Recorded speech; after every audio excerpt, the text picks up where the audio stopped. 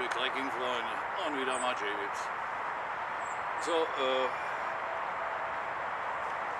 ich habe so ein paar Bemerkungen zu den Basics in den Teilen vorher schon gemacht. Es folgen vielleicht noch ein paar Kombinationen, ist mir noch eingefallen.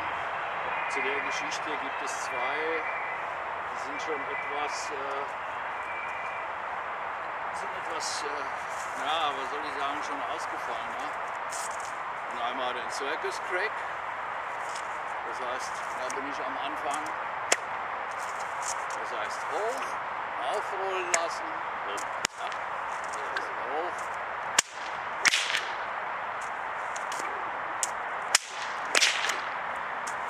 Das ist Verbindung des Circus mit dem Reverse Kettleman. Ja, also, Zopf nach hinten, hopp, lass ein bisschen Luft, kurz mal nachgeben und dann einfach Handgelenk so, ja, nach vorne. Zeitlupe, hopp.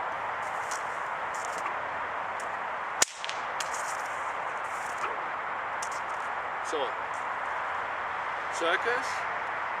Jetzt haben wir noch den Tasmanian Cutback. Das ist im Endeffekt auch eine Bewegung rückwärts. Einfach mal wieder kreisen und jetzt dasselbe, nur mit dem Winkel nach hinten. Ja?